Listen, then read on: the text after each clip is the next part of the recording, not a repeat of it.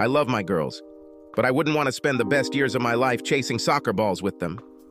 He is the best mom in the world, and I'm glad he does it.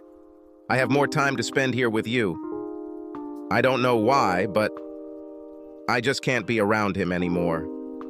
I tried everything to make him more successful, but he just wants to be an ordinary guy with no goals. He's just wasting his life. If you don't like him that much, why don't you divorce him right now? Make him pay alimony and spend more time with me. Giggling, she said, if I got divorced and received alimony, I would still have to pay for childcare, a maid, and a cook. Now my weakling does it for free and brings money into our joint account. I don't have to pay as many household expenses, plus I can hide a significant portion of my salary somewhere where he won't be able to find it in the divorce. I use it for household expenses while building my secret stash. Speaking of divorcee, when are you going to pull the trigger on your frigid wife? That date, my dear, is carved in stone. Her father required me to sign a prenup before our marriage. I signed only when we added a validity period of 20 years. 3 more years and I'll get 50% of her multi-million-dollar stock portfolio. Laughing, she said, "You see, the timing is perfect. Your prenuptial agreement ends around the time Miranda goes to college. Then we can both leave." After hearing this conversation, I could not believe that there were such selfish and treacherous people like them on Earth. You know what? They deserve each other. They will have a terrible time together as they both try to deceive each other sexually and financially. They were worried about their safety. They alternated weeks, booking a room at the Hyatt Hotel so that neither of them rented a room more than once a month. Before leaving, she checks all tires and that the garage door is open. However, her vile and disrespectful behavior was still obvious to both me and the girls. As expected, the report showed that traces of biological origin were found on those thongs. Now I had enough evidence to go to a lawyer and start filing the divorce papers. I told Jeff Green, my lawyer, to ask for full custody of the girls since I had most of the contact with them. Judging by the way their mother acted, it would be lucky if the girls even wanted to communicate with her. Jeff said, "I'll add this, but it will be difficult. I proposed a plan where the house would be split 50-50 until it was sold after both girls left for college. We will both keep our own investments and retirement funds. Since I limited my taxable income to about the same as hers, neither of us has to pay child support. She must pay me regular child care benefits, including college tuition. We saved enough for tuition, housing, books, and food, but not enough for outings, etc. When she became a full-time vice president, she enrolled in the bank's deferred compensation program. I'll leave this account alone in case she wants my partnership investment. Then I'll remember her deferred compensation to fend off her demand. In preparation for my divorce, I began removing important things from the house and putting them into storage. I also backed up my computer every day to an external hard drive, keeping it separate from the computer. I planned to keep the house, but I didn't know how violent Sarah would be when she received the summons. On the recommendation of my lawyer, I hired a private investigator to find out who Keith was and where he worked. To speed up the search, I gave him the information I had about the license plate number. Every year at the end of the 3rd quarter of the financial year, the bank begins the process of drawing up a budget for the next year. All employees fill out questionnaires, and each department must re-evaluate its work and budget. At the end of this process, the senior management team hosts a formal dinner program dance at the Hyatt Hotel. It's a tuxedo and evening gown event for senior executives and their spouses, with many of those in attendance booking a room at the Hyatt Hotel. Sarah told me about this event many years ago, but by the time she became a member of this group, I had been deemed unworthy. She constantly reminded me about this event, and if I had been more successful, I might have been able to participate in it next year. She thought it would motivate me, but I didn't care. I was tired of these people. Almost daily, I searched her closets and drawers for other information about her infidelity. A week before the celebration, I found a new shoebox that had been pushed into the farthest corner of her closet. I always started looking there, in the depths of a closet or drawer. It was a pair of very fashionable Jimmy Choo evening shoes. There was no receipt, so I used Google and got slapped. These shoes cost over $1,000. Since the meeting was in a few days, I had to think about how to counter this. Replacing the Choo shoes with an old beat-up pair of yard boots or a pair of Crocs came to mind. Instead, I took the shoes into the shop, placed the heel in a bench vise, and very carefully turned the tall, narrow heel to the side a few degrees. The shoes were re-wrapped and placed in exactly the same place. After I found her brown box, I received a lesson in how to handle delicate items. The day before the celebration, the investigator called me and asked me to come to his office, as he had some information. After sitting me down, he told me that her lover was Keith Miller, a senior loan officer at the bank where Sarah worked. I thought, it could have a serious impact on their careers. They don't report to each other, but her main responsibility is to make sure the credit department is compliant with rules and regulations. And that's on top of the no sexual relations policy between employees. They're on thin ice. Great information, I told him. And could you set up some cameras at the senior management meeting at the Hyatt on Friday night? He already had a photograph of Sarah, and I asked him to film her walking and dancing. We were both happy. He received another check, and I received truly reliable information to consummate our marriage. The movie I saw on Friday night was absolutely hilarious. So much so that the detective was laughing the whole time we were watching it. She walked like she was drunk.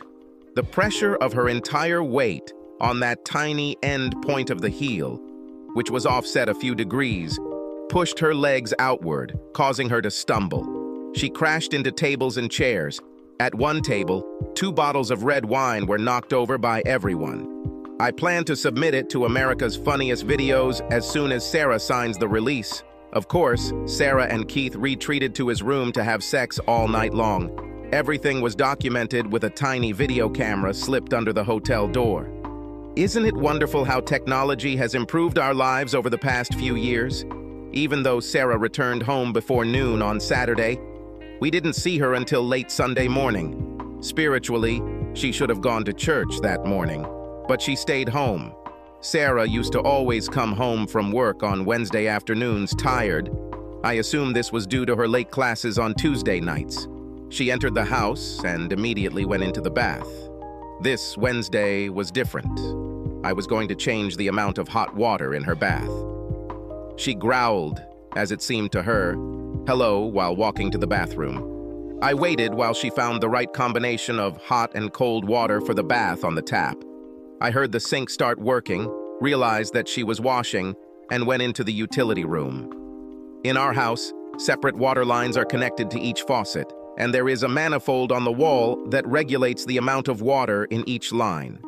I quickly turned off the hot water line in the bathroom and let the cold water fill the tub.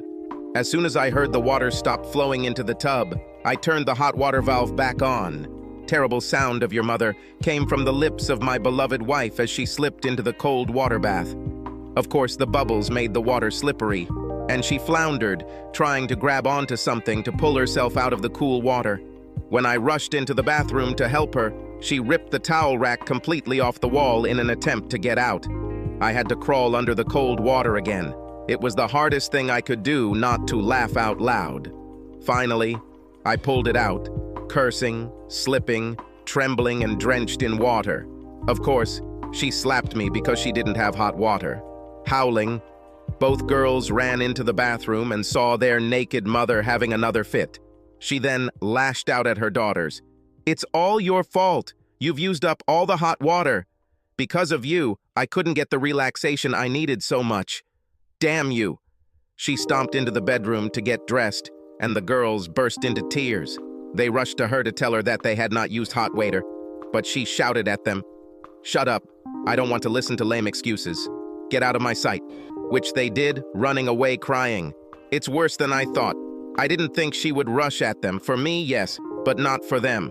I made a real mistake in thinking about where her anger would go. Then she turned to me. "What the hell are you looking at?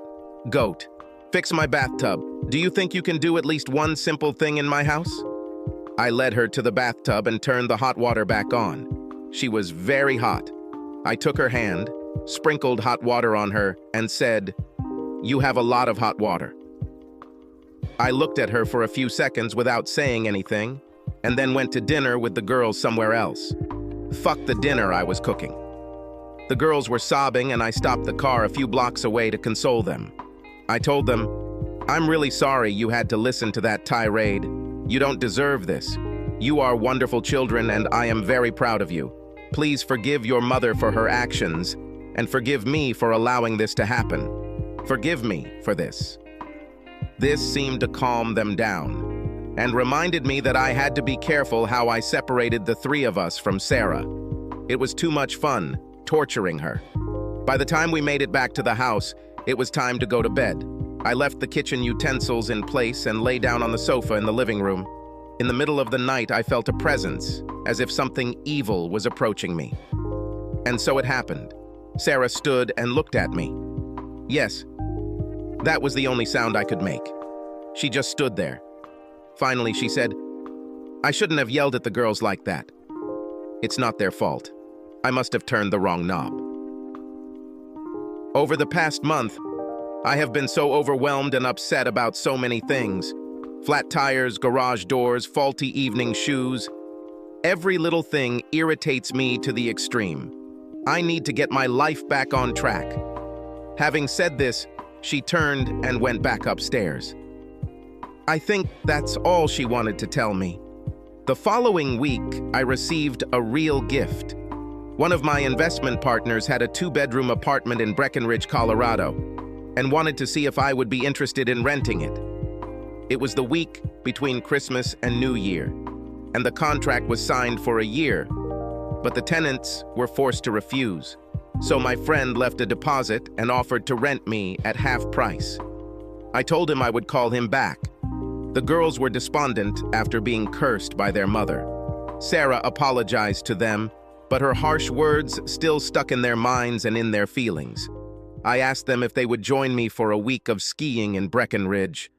I think so, because they rushed towards me as fast as they could, kissing me on the cheek and hugging me. That evening, I booked plane tickets to Denver and back for the 4 of us.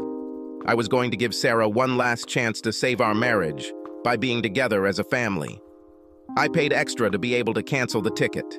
Sarah returned home, cleaned herself up, got dressed, and went down to dinner. I asked one of the girls to ask her mother if she would like to join us on a ski trip. They chose Hannah because she couldn't sit still and would have spilled the beans anyway. Hannah said, "Mom, Dad rented a 2-bedroom apartment in Breckenridge between Christmas and New Year. Can you find some time to join us? This will be a lot of fun." Sarah smiled and started to say something, but then she got lost in thought about what I didn't know. Then her eyebrows rose and a smirk appeared on her lips. "I would love to, honey, but it's the end of the year and it's very important for the bank that on December 31st, all the money is accounted for correctly. For this, I must stay in the city. I'm really sorry." I was sorry too. Sorry that Hannah was disappointed. Sorry that Sarah refused the invitation with a lame, weak explanation. The compliance department has nothing to do with a bank's year-end balance sheet or income statement. Not the slightest. The compliance department has no money to balance. You don't have to be a financial controller to know this. The reason for the raised eyebrows and smirk was that she saw it as a chance to spend 7 nights in our bedroom with that asshole Keith. The following week, my private investigator switched the cameras to Wi-Fi so I could have instant access to them while I was in Colorado. A scene was about to take place at home that I really wanted to see. Not the one where 2 adulterers have fun, but something else. The day we left for Colorado, I lubricated her enema tip with jalapeno pepper juice. If she wanted hot sex, she was going to get it. When we left for the airport, Sarah was a pleasant mother and said, "Be careful," and hugged them. I appreciated her short hug and kiss. I told her, "I love you, Sarah," and received a quick answer, "I love you too." The plane ride and rental car ride to the condominium were uneventful. Hannah and Miranda had never been to the Rocky Mountains and went out onto the deck to enjoy the view and scent of the pine trees. Faster. I set up my computer and connected to the Wi-Fi camera in our house. As expected, Sarah arrived at the house at 6 in the evening and immediately headed to the main bathroom for her ritual. I didn't need a camera in the bedroom. I wasn't interested in watching them fuss. I could see the landing, the living room, and the kitchen.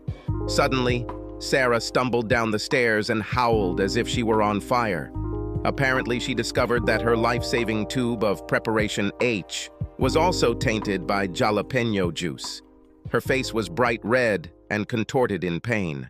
I thought about how much fun my private investigator would have had watching this. Well, I guess her lover Keith won't be a welcome guest today.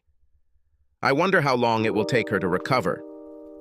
It would be a shame if they couldn't have sex for the entire week while the kids and I were gone. It's a pity.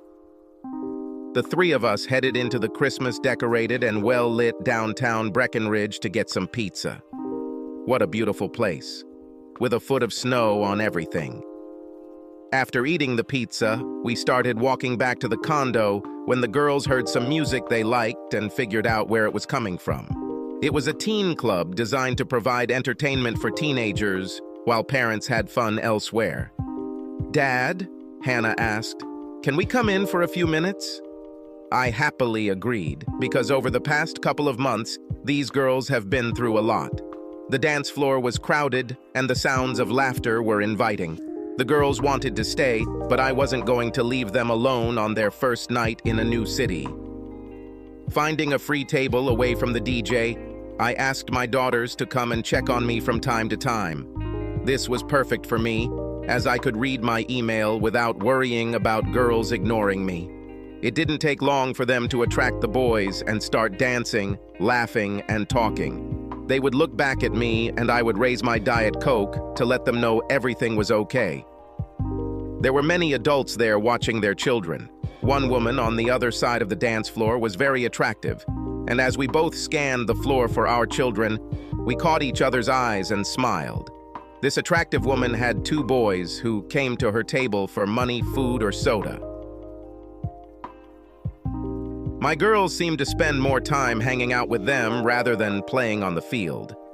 After I finished writing the message, I looked up and saw an attractive woman walking towards me. All the other men were watching her too.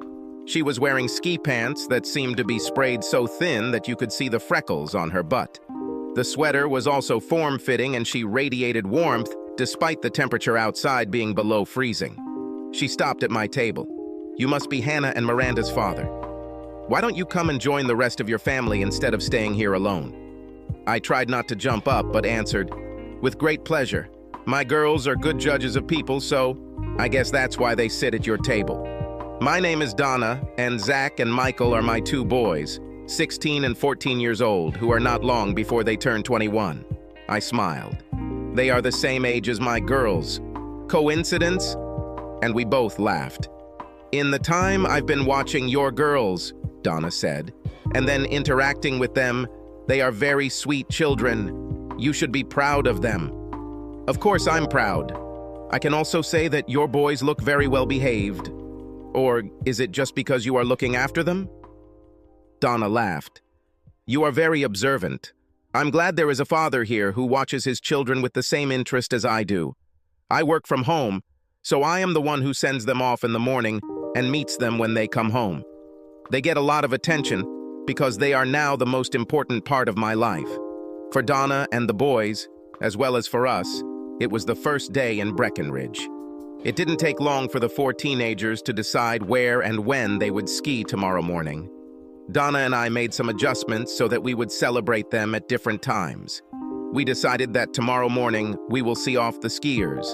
Then we will go together for breakfast, and we will ski late in the morning and in the afternoon. Over the next week, Donna and I learned a lot about each other, and we both liked what we heard. It was nice to talk to her about my problems with Sarah and my plan to divorce her. I didn't reveal that I was pursuing her, and made it easier for myself to get custody of the girls. I wasn't very proud of it, but it would have been the best thing for the girls to be with me and not with that selfish bitch. Donna has been a widow since her husband was killed by a drunk driver 2 years ago. We both had trouble forgiving people who changed our lives. Just talking to an understanding person was helpful for us. On our last night, Donna and I had dinner together without our teenagers. We spent the last half hour of the evening making out on the couch when the kids weren't around.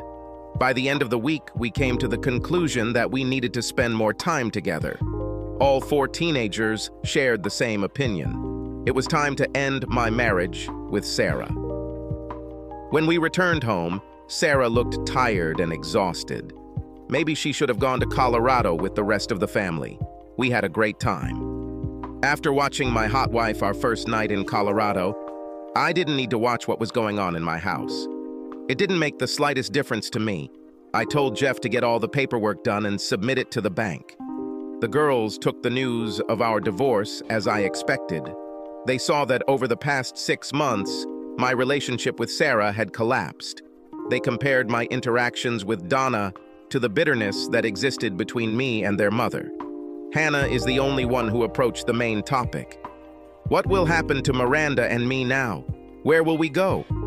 I hugged both girls and said, "From the day you were born, you were my whole world, and this will continue for the rest of my life." In the divorce proceedings, I asked for full custody of both of you, and the 3 of us will remain in this house. You will study at the same school, with the same friends. I will continue to prepare food for you and be there for you. You will be able to see your mother as often as you want. I continued. You will have the opportunity to choose who you will live with during the divorce procedure. Whoever gets custody of you will also get the house until you both go to college. It will be your decision, but remember, whoever you decide to live with, both your mom and I love you. In any case, you will remain in this house and in your school. Don't tell me now who you want to stay with. This is an important decision, and you have a lot of time before you have to choose.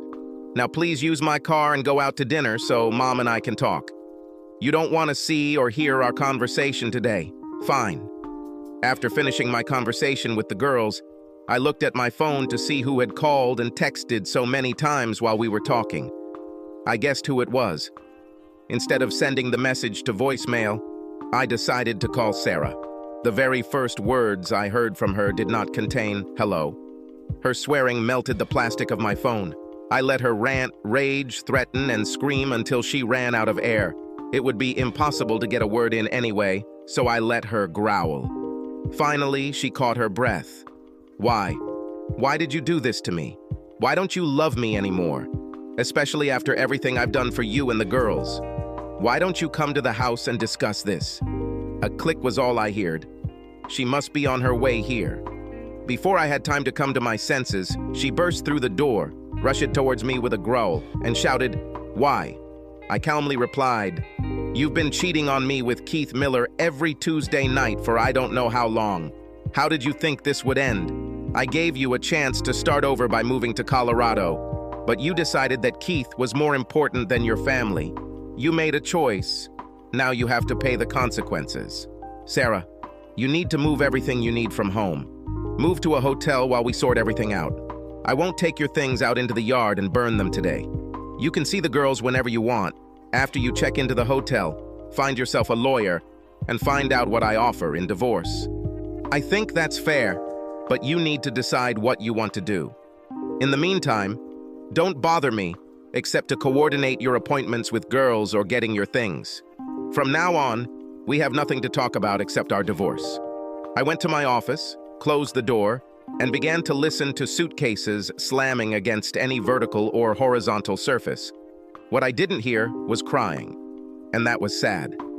I knew I never wanted to be with her again. Apparently, the feeling was mutual.